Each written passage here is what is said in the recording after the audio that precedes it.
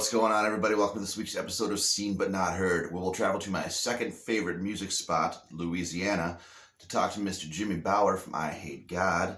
We'll also feature music from Blodwar and Monoliyth. Let's move on with the show.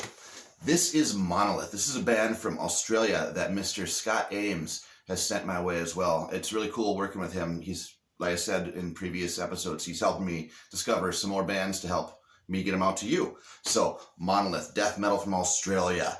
He who kills.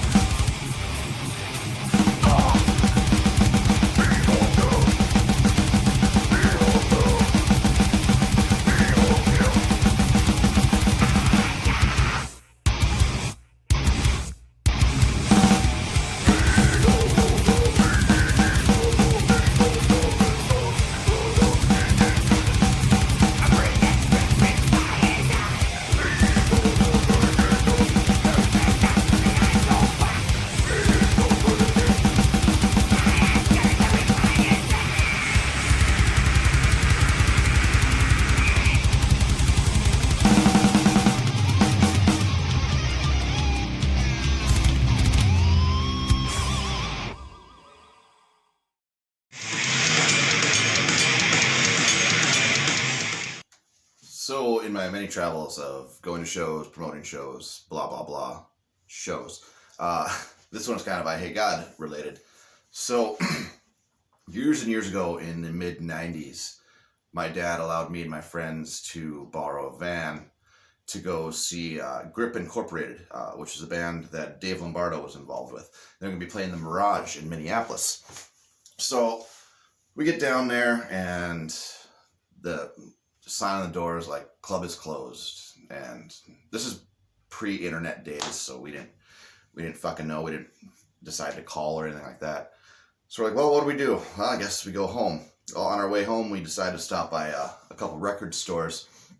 And on the last record store we hit, they had tickets available to I Hate God and Neurosis at the Mirage, which was supposed to be happening like the next month.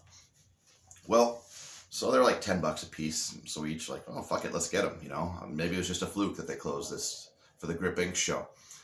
Well, fast forward to the month ahead, we drive down. This time my dad's driving us down there. Like I said, this is like 96, so I was like 16 or something like that.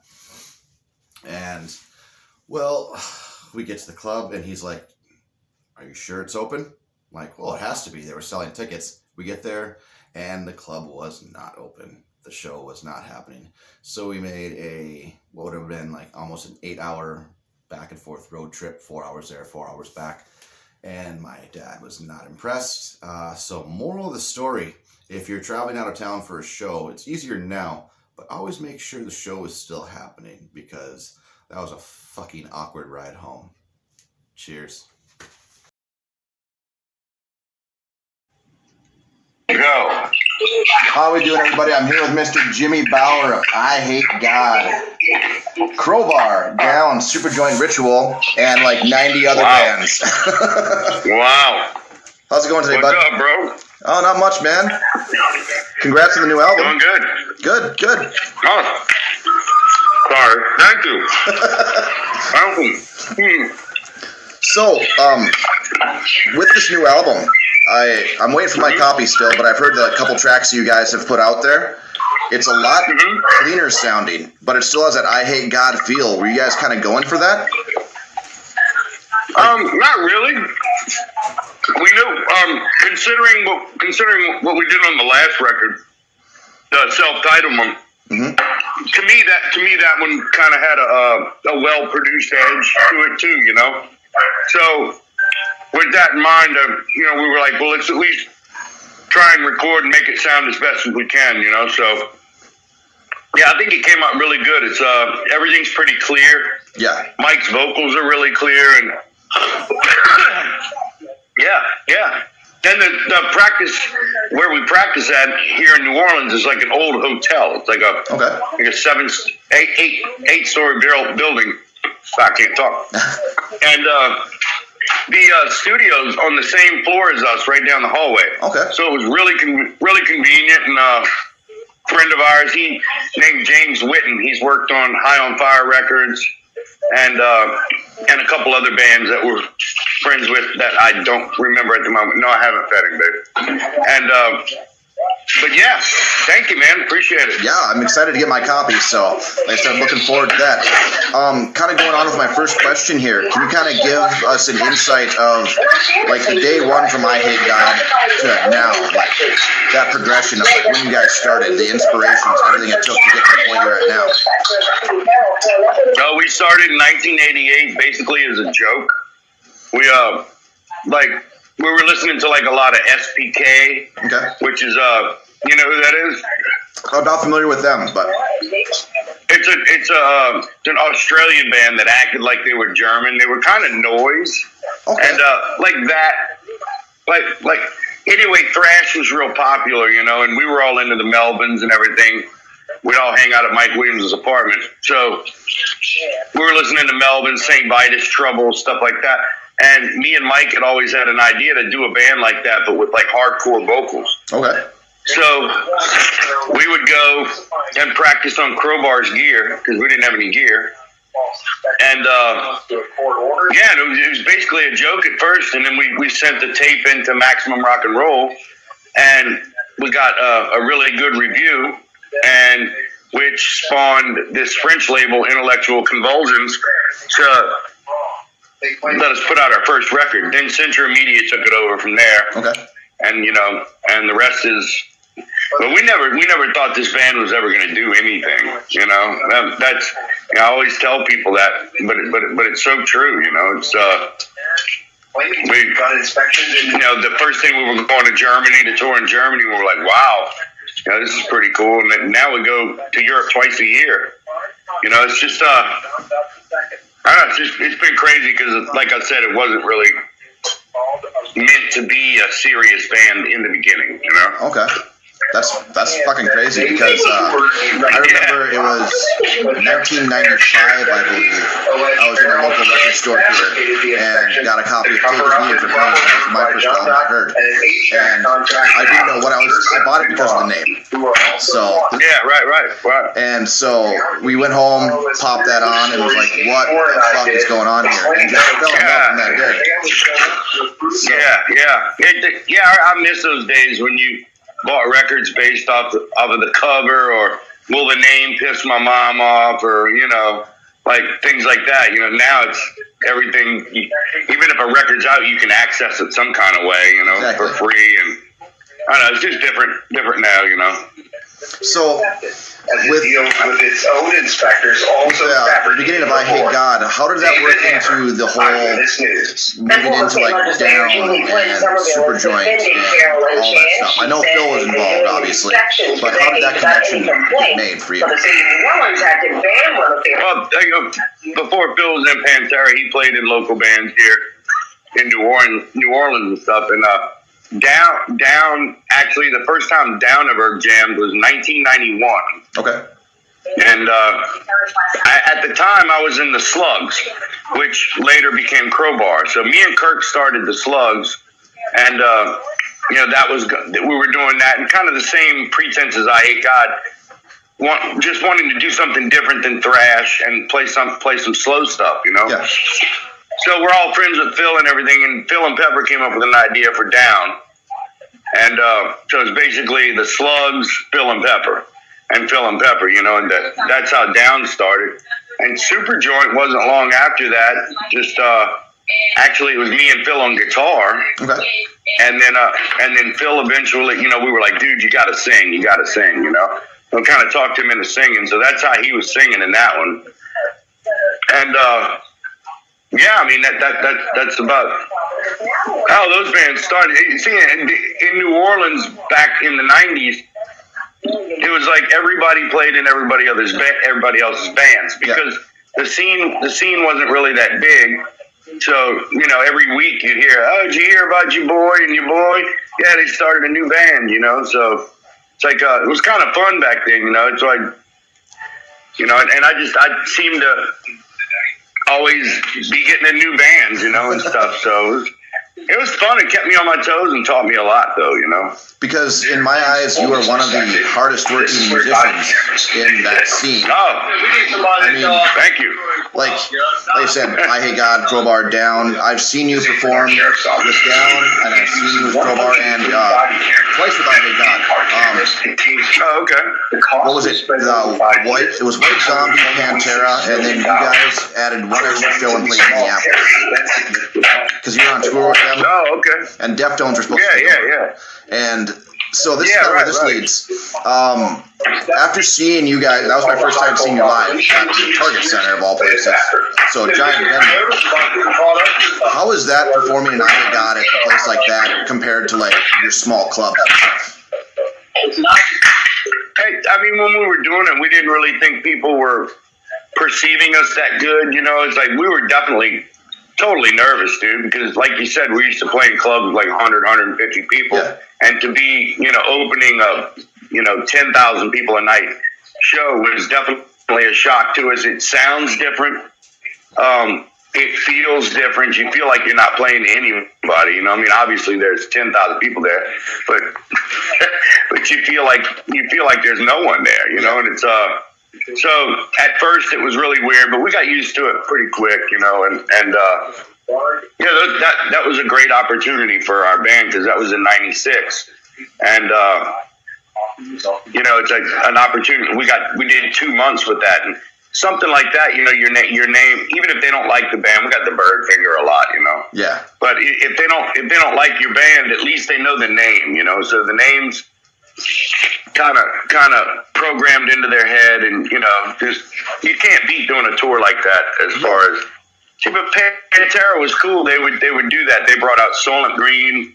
They brought out Neurosis. They brought out Anal Cunt of all bands. Just to show their liking for like underground stuff. Yeah. So.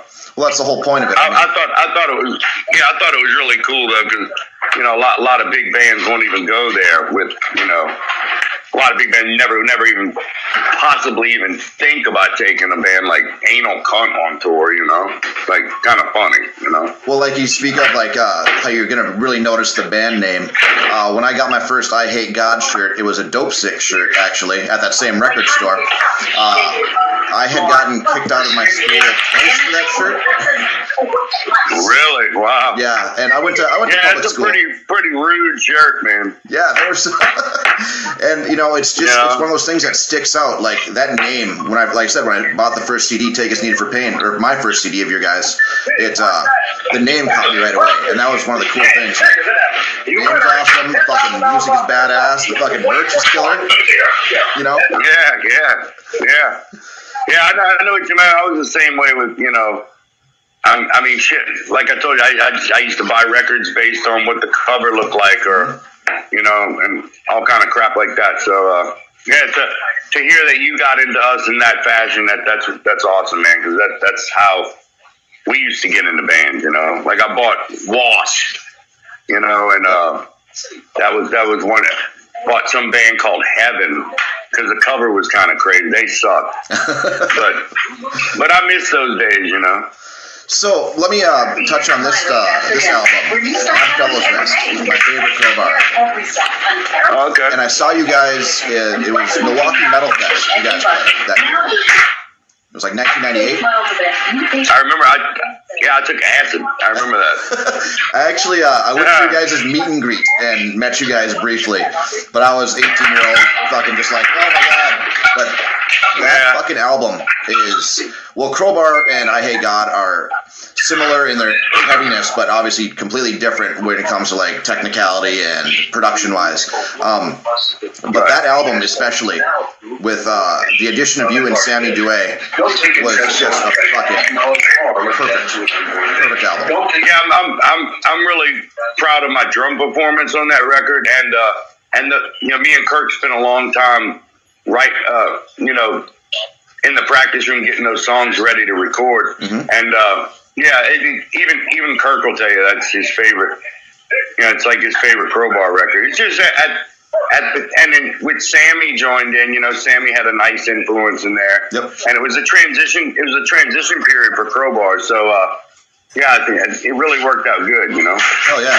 I mean, like I said, that from start to finish, that album just blew me away. Well, one, okay, you're hearing I Hate God album, and you're like, okay, how good of musicians are these guys? Then you hear your stuff in like Down and in Crowbar, and you're a badass musician, Like, it's one of those things it throws you by surprise. I mean, it's when you're younger, you're just kind of confused by that stuff.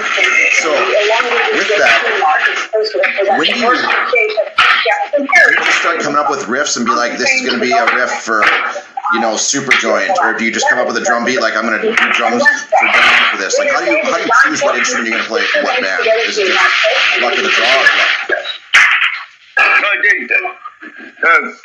Kind of, sit around and you write riffs, and like I'll write a riff and I'll know immediately if it's for I Hate God or not. But bands like Superjoint and Down and like Kirk did most of the writing, Crowbar. Mm-hmm.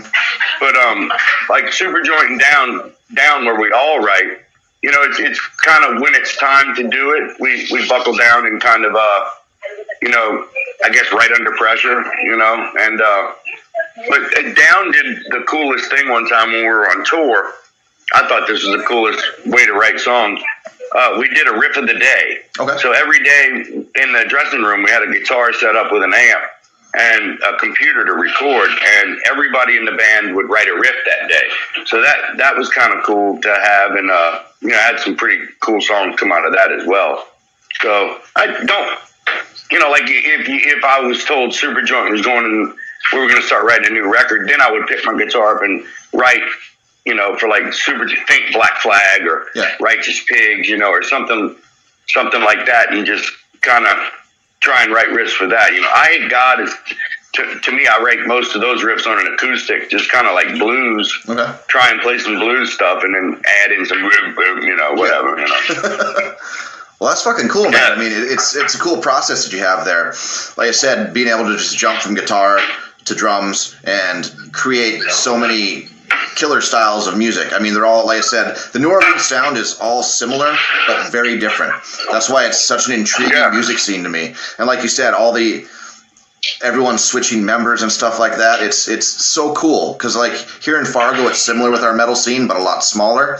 There's like 6 metal bands, and we all just kind of like, all right, who's using the drummer this week? And, you know, I'll go write some riffs with this. Yeah, I mean, to me, that's a really cool way to do it, you know, because, you know, it keeps everything salty, you know, and just, you know, keeps it fresh. And it's always good to have ideas from different people, you know, and stuff like that. So, I mean, we always thought it was pretty cool. You know, I was in so many bands at once, so at one point everybody hated me, which sucked, you know, because, you know, oh, well, we got a tour offer, but, well, I can't. I'm going on tour with I Hate God. I'm going on tour down and stuff like that. So that was the only negative to it, you know. How did you work that out then? Is it just whoever came to you first with what band to tour with? Yeah, you had to prioritize, you know, like I Hate God was a priority. And, you know, obviously in the 90s, if Down had something to do, a lot of the guys in I Hate God didn't really mind because it just brought attention on I Hate God. So, you know, and Down didn't do that much in the 90s at all. So it didn't really affect. But, you know, Superjoint, same thing, you know. So, I mean, Pantera was pissed at Superjoint for touring, you know. So, I mean, it bled all the way down to that level, you know. Yeah. So, I just do it, you know, pick whatever, you know. So, with that, what would be one of your most memorable tours, you'd say? Like, with whatever band, like, which one sticks out the most? Like, man, that, like, really struck a chord being, like, one of the greatest tours of my life. The Pantera White Zombie tour was pretty special. The first Down tour was pretty amazing. We did 9 shows, and that was in 1995, and that was my first experience with a tour bus, and having sold out shows and stuff. You know, that was just like I was like, wow, this is killer. You know, I can do this. You know, and I mean, obviously, to me, every tour has its special moments to it and everything like that, you know. But as far as sticking out, that Pantera tour was really cool because that was a brand new experience for us. And even though we were getting the bird every night, everybody was, you know, Pantera and White Zombie's crew were treating us really nice and just traveling, you know, and playing arenas every night, you know. We'd be like, arena, you know, being all stupid and stuff, you know. So I got one more question for you here. What advice would you give to up and coming musicians in the underground metal scene? Like, from things you've learned, from mistakes and things you've done correct, what would you tell like younger musicians to get out there? You know, you got to work really hard. You know, you got to, you know, just. I mean, it's not just going to your jam room and writing good songs. You have to be able to get your merch together. You have to be able to successfully tour. You have to know how to go and rent a van.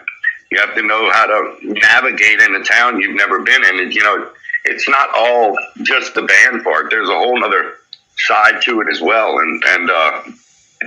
But, you know, don't ever give up hope and just, you know, play as many shows as you can. Try and shove it down people's throat, you know, and just most off, just have fun, man.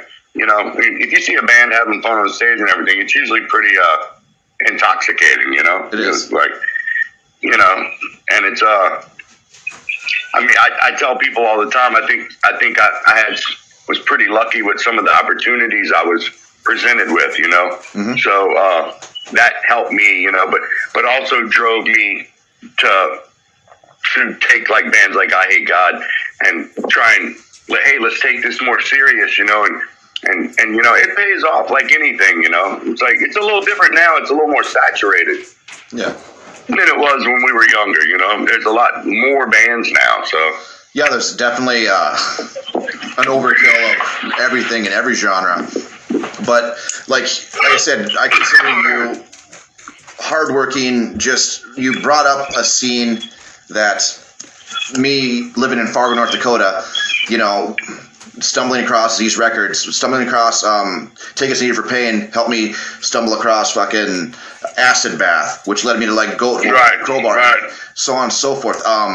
X Hoarder, all that stuff. Like you guys have just one of the best scenes out there, and I've always been super jealous and super just inspired by your guys' music, whether it be if me writing black metal stuff or some sludgy doom metal. It all kind of sparks from that fucking area, which is, I just want to say thank you. No, you're welcome, man. I mean, it just, I think a lot has to do with the atmosphere of New Orleans, and just, and everybody growing up with Mardi Gras. And music's rammed down your face from the time you're a little kid, okay. And it's just, it's a strong scene here. There's no division. Like my first show I went to, I was all into thrash and everything. They had hardcore bands, they had punk bands. So, I remember I say this all the time. The first show I went to, I was like, dude, this is family. Nobody was judging anybody. And when a person, I think a lot of people in bands are like ADHD and, maybe like off the spectrum with autism, or just maybe didn't get along in school when they were growing up. If you're given the format and the environment to be creative, those people usually exceed really high. So I guess that's hence the word misfits. It's like and you feel uncomfortable. You feel like you don't fit in. You're not a jock. You're not popular in school. Blah blah blah. You go to this concert and everybody talks to everybody, and everybody is very open minded, and there's no judgment and everything. Shit, that's a perfect soup gumbo. That's a perfect way to bring out creativity in someone. I think. Exactly. I 100% agree, Jimmy. Thank you so much for your time. Thank you for everything you've done. You're welcome, man. Music, like I said, musically for me, you've been a big inspiration, and in bands that have been a big inspiration for me. So like I said, from the bottom of my heart, I appreciate talking to you and just kind of like giving me a little history of all this stuff. It really means a lot. You're welcome, man. Thank you for the opportunity to talk to you. And I'll talk to you later, my man, all right? Appreciate it. Be good out there. All right, brother. Bye. You too, man. Later. Much appreciation to Jimmy Bauer. It was an honor to talk with him. Like I said, the Louisiana sound and Louisiana scene has been one of my favorites for many years. Like I said, with I Hate God, Crowbar Down, Acid Bath, Goat Whore, pretty much all my favorites, X Hoarder. List can go on. And it's been an honor talking with all these people. And it was really great to talk to Jimmy, who's seen like all aspects of it, from doing the underground shows with I Hate God to doing the stadium shows and the bigger shows and stuff like that. It's fucking cool. I mean, props to him, props to everyone down in that scene, the hardest working scene, in my opinion. They're great. Fucking so many amazing bands down there. So Jimmy, thank you. Always look forward to new music from you. Moving on to the end of the show, folks. This is a band from Minneapolis. My first favorite music scene. Or third, I don't fucking know. Fargo's in there too, since I'm part of it, so whatever. But Blodwar from Minneapolis. Sick fucking brutal metal. My boy Juan, who also plays in Glutton for Punishment now and played in Down Inferno, been friends with him for a few years. This is one of his projects as well. So shout out to Juan, fucking hell of a guitar player and a BC Rich fan as well. Blodwar, Under the Surface. If you like the show, please like and share. If you want to get your band featured on here, hit me up on Facebook, Instagram, YouTube. Just let me know. I'm always about getting new music out there. Extreme metal, the heavier, the better. As always, support the underground. Cheers. Hails Blodwar.